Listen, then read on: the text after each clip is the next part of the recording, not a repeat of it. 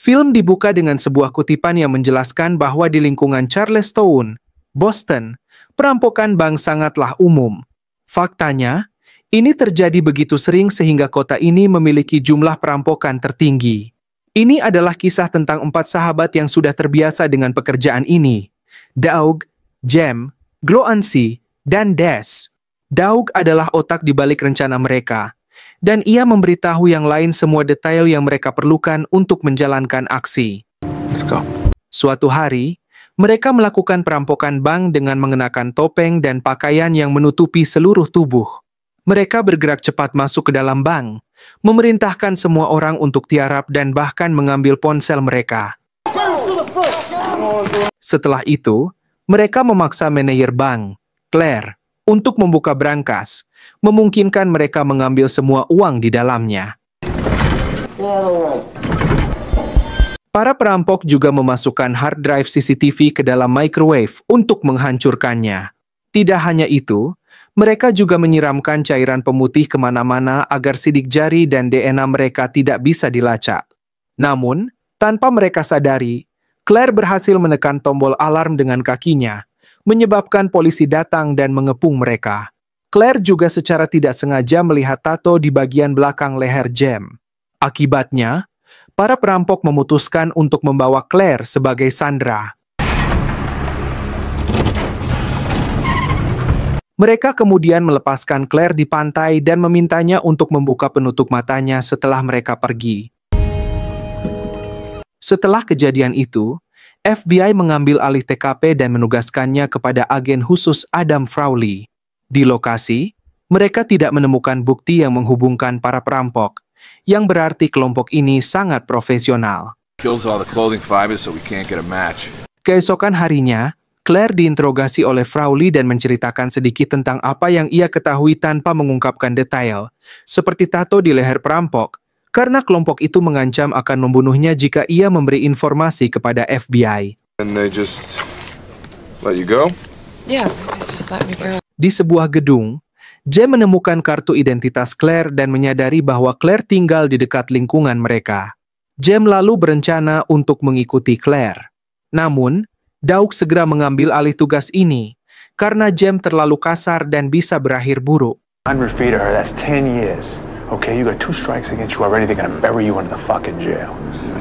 Doug kemudian berkeliling lingkungan membayar orang-orang yang terlibat dalam perampokan mereka, seperti penjual senjata, dealer mobil, dan seorang pria bernama Fergus Chom, seorang gangster Irlandia yang menyamar sebagai penjual bunga.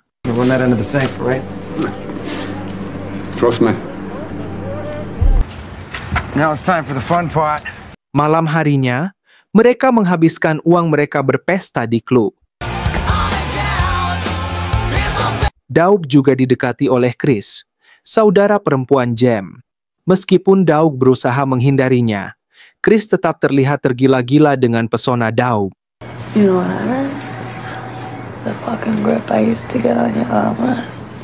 Keesokan paginya, Doug mulai mengikuti Claire sampai ke tempat laundry.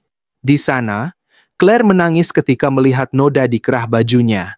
Doug memanfaatkan kesempatan itu untuk mendekatinya, berpura-pura menghibur Claire dan mengajaknya makan malam.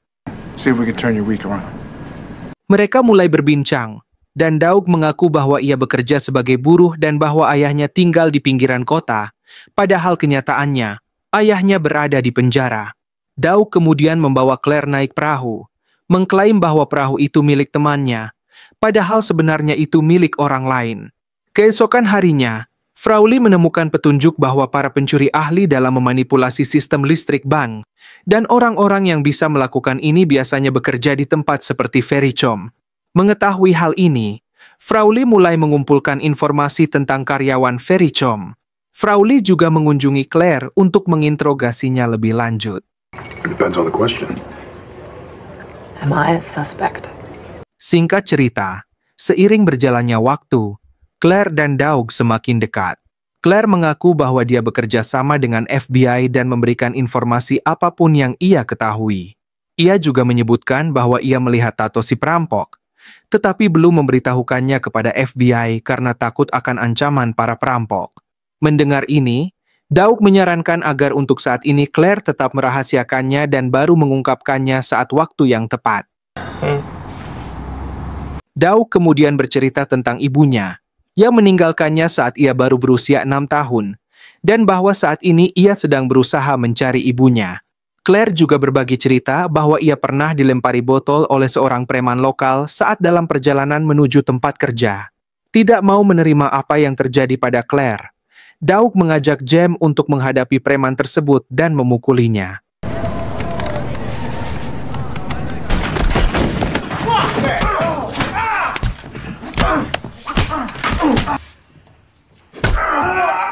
Setelah memukulinya, mereka memperingatkan preman itu untuk meninggalkan daerah tersebut.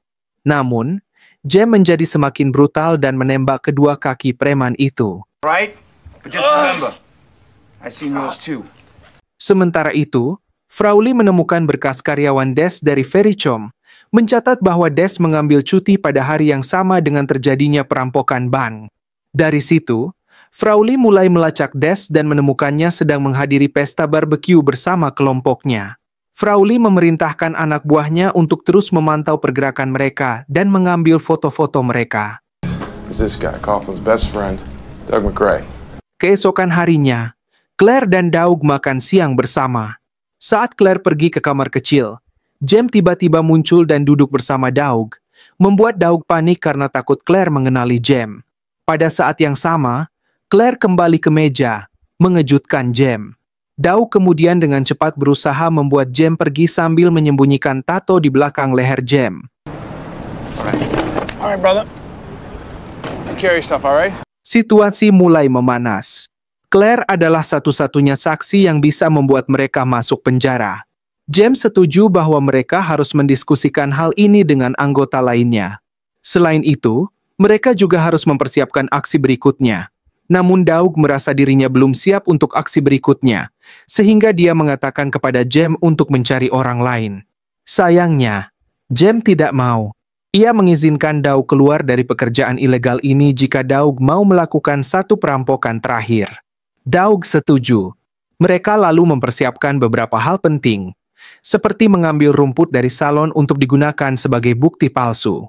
Mereka juga mandi dengan bersih dan membersihkan semua peralatan menggunakan pemutih, agar tidak ada jejak sidik jari mereka. Setelah itu, mereka naik ke mobil dan mengenakan topeng untuk menyamarkan identitas mereka. Kemudian, mereka mengikuti truk lapis baja yang membawa uang bank dan merampoknya. Awalnya, semuanya berjalan lancar. Namun salah satu penjaga melawan dengan mengarahkan senjata ke Daug.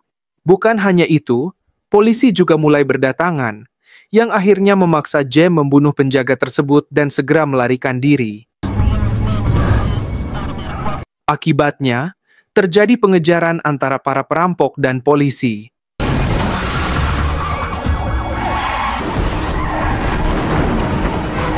Tak lama kemudian, polisi berhasil mengepung mereka, tetapi para perampok menembak dengan brutal dan langsung melarikan diri.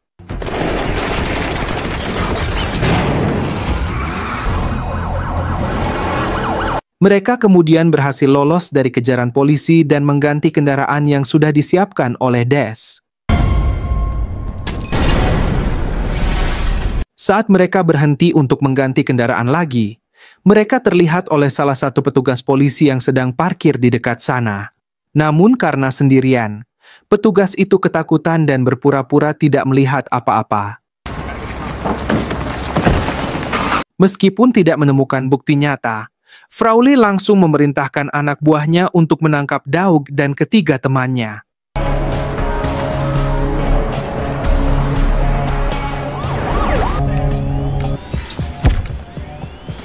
Mereka kemudian diinterogasi dan diminta untuk membaca kata-kata yang diucapkan perampok kepada korban. Namun demikian, hasil penyelidikan tidak cocok sama sekali. Frauly kemudian terus mencari petunjuk lain dari Claire.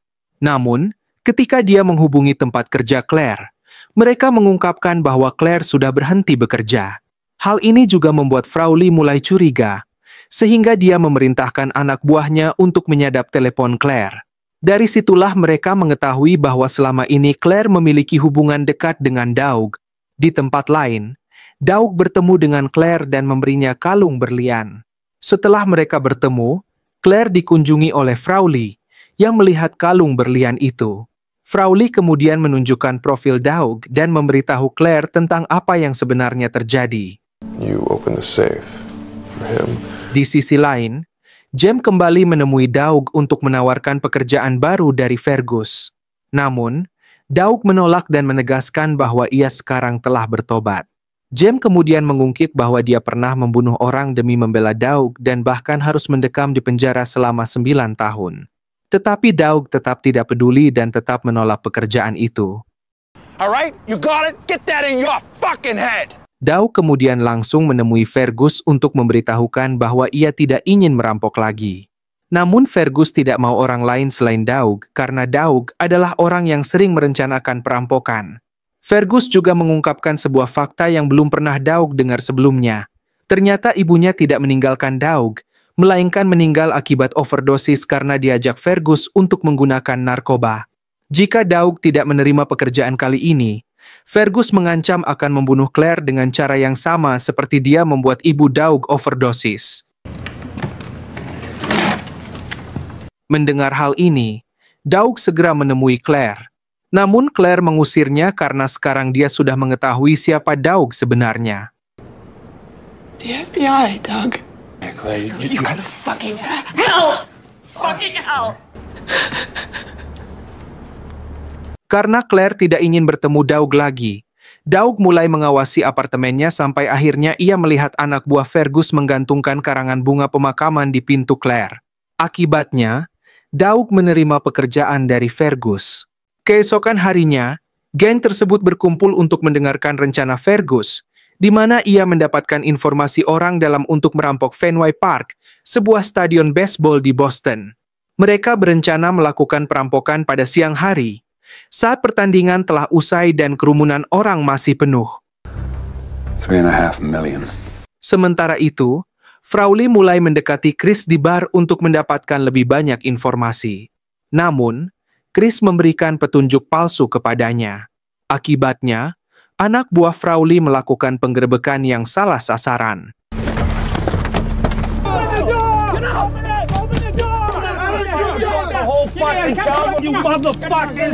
Di sisi lain, Chris bertemu Daug dan membujuknya untuk membawanya pergi agar mereka bisa hidup bersama.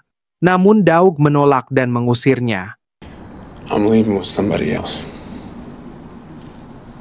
Hal ini membuat Chris pergi dengan perasaan sedih hingga terjadi sebuah kecelakaan kecil. Frau Lee kemudian mengunjungi Chris di rumah sakit dan menjanjikan kehidupan yang lebih baik untuk Chris dan anaknya.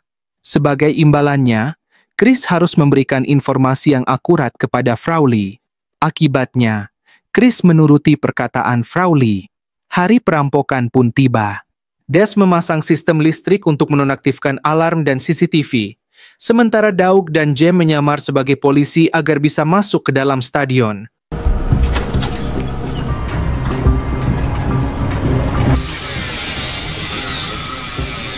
Saat keduanya hampir mencapai ruang brankas, tiba-tiba pegawai stadion dan penjaga keamanan muncul.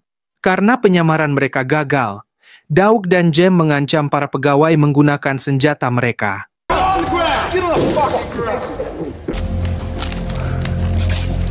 Setelah itu, Daug dan Jem menuju ruang penyimpanan uang sambil mengancam keluarga pegawai di dalam untuk membuka pintu. Back up. Back up.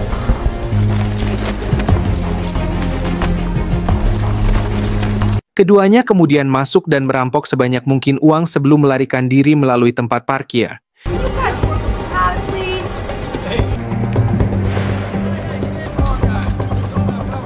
Di mana Gloansi dan Des sudah menunggu dengan ambulans. Namun, saat keempatnya bersiap, Daug menyadari sesuatu yang aneh. 3 lorong stadion tampak sepi padahal seharusnya ada orang yang bekerja di sana. Saat Daug melihat keluar jendela, ia terkejut menemukan bahwa FBI telah mengepung semua pintu gedung. Menyadari hal ini, Jem langsung menembaki pasukan FBI yang bersembunyi di kota utama. Akibatnya, Baku tembak antara para perampok dan agen FBI pun dimulai.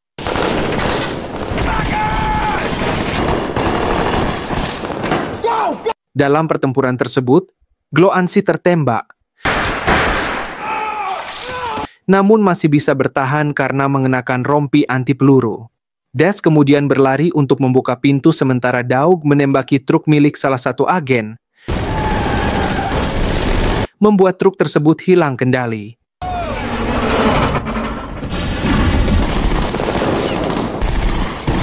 Tak lama kemudian, FBI melemparkan beberapa granat kejut melalui jendela, mengganggu pendengaran para perampok. FBI lalu masuk dan menembak mati Des.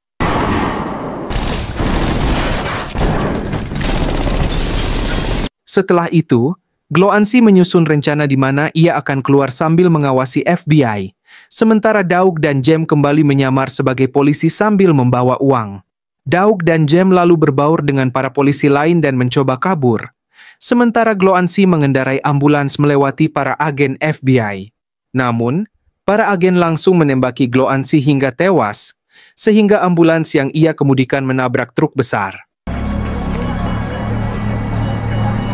Tak lama kemudian, FBI mendapat informasi dari pegawai stadion bahwa ada perampok yang mengenakan seragam polisi. Frawley segera mencari polisi yang mencurigakan, dan saat itu ia melihat Jem berjalan sambil membawa tas besar. Ketika Frawley mengikutinya, Jem langsung menembak Frawley, namun sayangnya hari itu bukan hari keberuntungan Jem. Polisi dan FBI akhirnya mengepung dan menembaknya hingga tewas.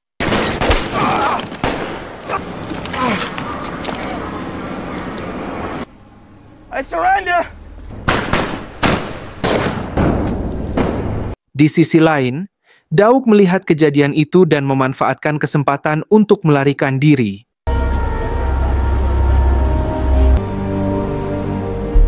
Ia kemudian pergi ke toko bunga untuk membunuh Fergus dan anak buahnya.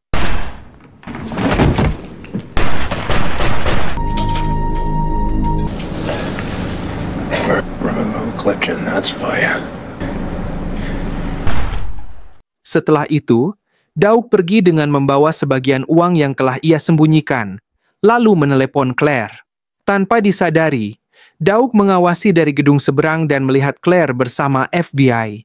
Claire lalu disuruh membujuk Daug untuk datang, meskipun Daug sebenarnya tahu FBI ada di sana. Namun, ia berpura-pura setuju untuk datang ke tempat Claire.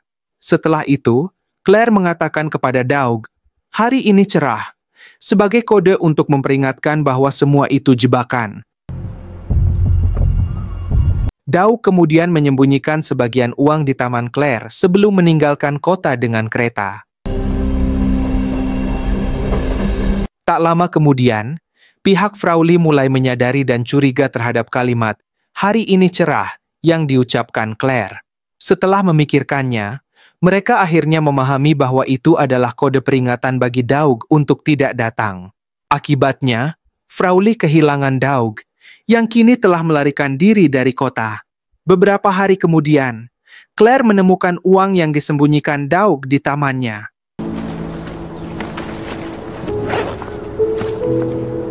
Di dalam tas tersebut, ada pesan bahwa suatu hari nanti mereka mungkin akan bertemu lagi.